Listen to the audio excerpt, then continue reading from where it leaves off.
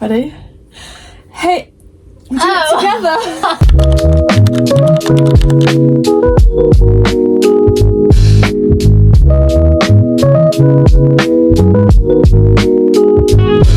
I just wanted to make a quick intro before the video starts. My sister and I are developing a new brand called Olive Martini, and this is a video basically explaining the inspiration behind the collections, the story of how the brand was born, and also what we're potentially going to be selling. If you'd like to follow the journey of us developing our small accessory brand, then subscribe and keep on watching. Ready? 3, 2, 1. Hey guys, it's Jazz and Anna. and we are Olive Martini Club. When we used to make YouTube videos when we were younger, that was our intro. Yeah. Minus the Olive Martini Club. So we are the founders of Olive Martini Club. Doing a vlog. I don't know what it's about. Studio vlog. Yeah. Can you just shut the door, please? There's a lot of things that we've already done for the business. Well, it's basically me. Isla's not done much, but it's because she's busy. So it's more of a like 90-10% if we were to go into a partnership. It's more like 100 to 0. I've been developing the brand for like probably a month now. Very slowly, because I'm not trying to rush anything. I'm trying to get everything perfect. I used to have a jewellery brand called Jasmine's Jewellery that I ran for 5 years, and it wasn't very successful, to be honest. But it's because when I started I didn't really know what I was doing. I started on Depop and then went to Shopify. I shut that down this year in August, and I don't know what made me want to start another brand. I think it was watching somebody else on YouTube sewing and making stuff to sell, and I was like, oh, I really want to do that. I had a friend at uni called Phoebe, and I told her about a nickname that I've had since I was younger, Jammin' Donuts. So that's like the name of my private Instagram, like my spam Instagram. And your Roblox account. Yeah, my Roblox account. Jammin' Donuts is just me. It's been my nickname for like 15 years. So I was thinking, my friend Phoebe said to me, she was like, you need to start a brand with that name. She was like, that is just you as a brand. So originally when I was thinking of brand ideas, I wanted to do something with Jammin' Donuts, but I felt like it was a bit too cheesy. Nothing about what I wanted to make was anything to do with jam or donuts, so it kind of didn't make sense. So I came up with the idea, and I was like, I thought Martini Club was kind of cool, and then I came up with Vanilla Martini Club. So for a while we were going with Vanilla Martini Club. We came up with an idea to make characters. So I was going to be Vanilla and Isla was going to be Olive. So we made the Olive Martini Club. We made Vanilla Martini Club Instagram accounts. So Vanilla was going to be like the jewellery, and then Olive Martini Club was going to be Isla's prints and anything that I hand sewed. But as I like kept developing it, I kind of just preferred Olive Martini Club, and I thought, what's the point in splitting the brand, because it's just going to confuse people. So at the moment we've scrapped Vanilla and now we've just kept it Olive Martini Club, and that is how the brand was born. Then I told Isla about it, and yeah, so yeah. Now I'm in it. guys, all she's done is like help me design a picnic bag. That's literally all you've done. Yeah, but I can draw. We're planning on launching the brand on my birthday, February 18th, ready for spring. Each collection that we design, the concept behind it is going to be inspired by a cocktail. So spring is inspired by the cocktail Pink Paloma. I have designed the summer collection as well, which is going to be called the Summer Spritz collection. Each fabric is inspired by a different summer spritz drink. See, having each collection named after a cocktail just gives you like endless possibilities with collection names. Like, I want to do the autumn one, espresso martini. Like a brown vibe. Yeah. You could do any cocktail you want. I've been trying to think, because I don't want to release too many products. I don't want it to be confusing, and I don't want it to be like over consuming. In between each season there's going to be 3 months, so I need to think, is there going to be enough products to sustain us for 3 months? So I came up with the idea that maybe we could release 2 collections per season, so 2 spring collections. So I've designed Pink Paloma to be released before spring, and then Appletini to be released during spring. So there's like a bit of like a booster when the season started, do you know what I mean? But I don't know whether that's going to be too much. I could do it where everything is released in one collection, but I also don't want one season to be restricted to a certain colour palette or fabric. So the Pink Paloma one is obviously inspired by pink fabrics, whereas the Appletini is more red and green. So it just gives a bit of differentiation for each season, rather than just having to stick rather than having to stick to one colour palette. So this is the mood board for the Pink Paloma collection. And then this is the mood board for the Appletini collection. And then I also have the summer products all designed and fabrics picked. Things could still change. This is just what's happening at the moment, what I've planned.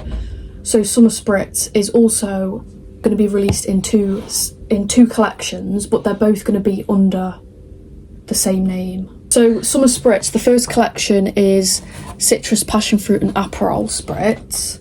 And then the second half, I've chosen more low-key fabrics, is elderflower, peach and raspberry Spritz. This is the mood board for espresso. So what I do, I make a mood board of pictures like this, and then I make basically like the fabric swatch board, if you get what I mean. For our first collection, we're starting with a Cosmo Cube makeup bag that I've designed, scrunchies, a small purse, keychain, and a shopper bag. You want to talk? Yeah. Okay, you talk then. Second collection, I've designed We or me? for the second collection, Jazz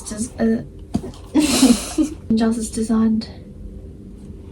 It's the picnic Appletini one. A quilted picnic blanket. Bag. Picnic bag.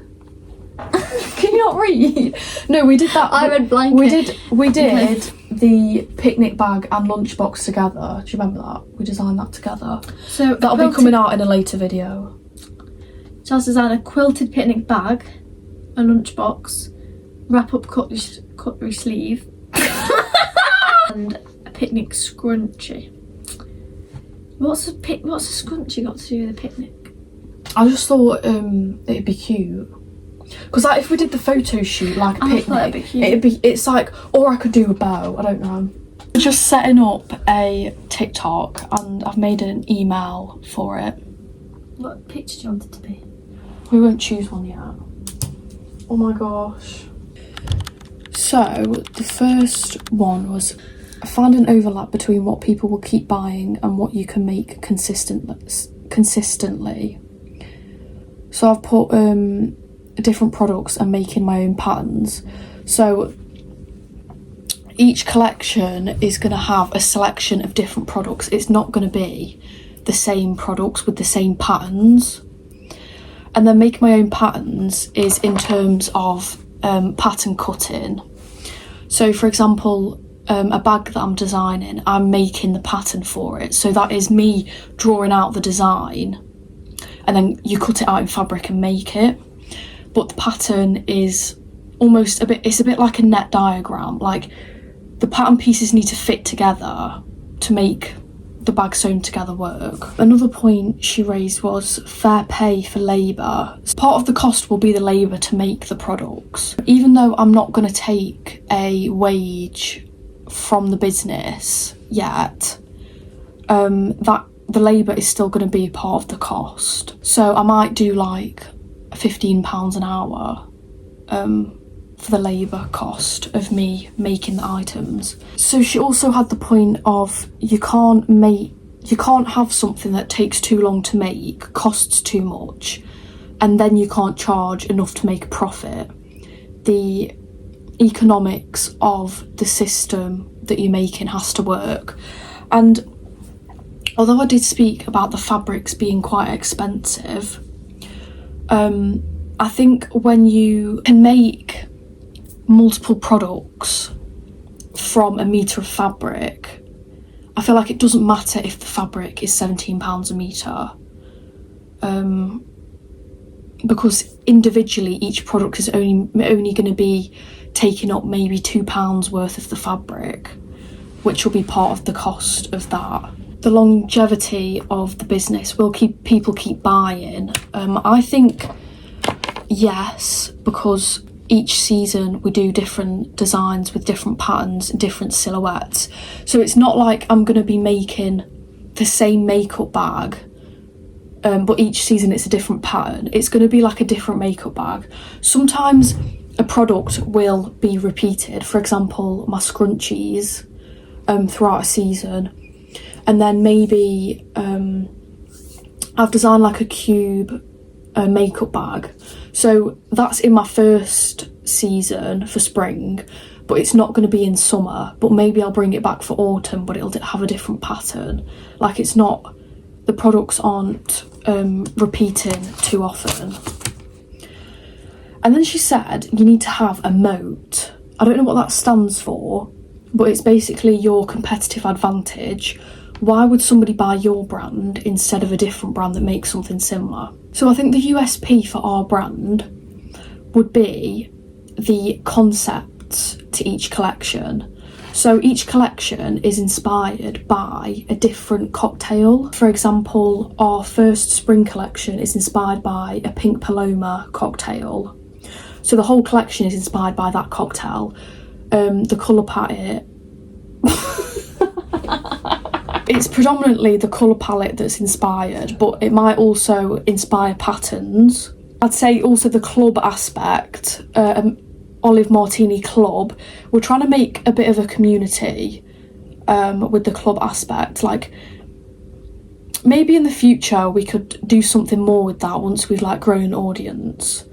And also unique silhouettes and patterns would be a USP, because on Etsy, for example, I'm not gonna sell on Etsy, but it's just an example. On Etsy, you search makeup bag, they kind of all look like they're from the same person, the same fabric. It's like cheap fabric from Amazon. No offense to these people, like some of them won't be, but in general it's like repetitive designs. It's like a rectangular makeup bag that's floral. Like the pattern fabric that I'm choosing is very unique. That's why it's expensive. Catchy name you need. I think we've got that, Olive Martini Club. If you guys made it to the end, thank you so much for watching. I am planning on buying a camera to make better quality videos. So the quality in this video is quite bad because it was filmed on my phone, but in the future I am investing in a camera, so you can expect better quality videos. The next video that I post is probably going to be our product development of the spring collection, because I've been documenting that for about a month now. These videos were filmed after I've started the documentation. I just needed to post an intro video to basically inform everybody about what the brand is. If any other context is needed, you've got any questions, just comment down below and I can reply. I can always make a more in-depth video explaining more things, but I feel like this video kind of covered everything that the brand is about, what we're going to be selling, the inspiration. I also just wanted to add in a disclaimer that in these videos it is predominantly me. Isla hasn't been in any of the documentation because she has a very busy life. It's not that I don't want her to be a part of this, because obviously she is.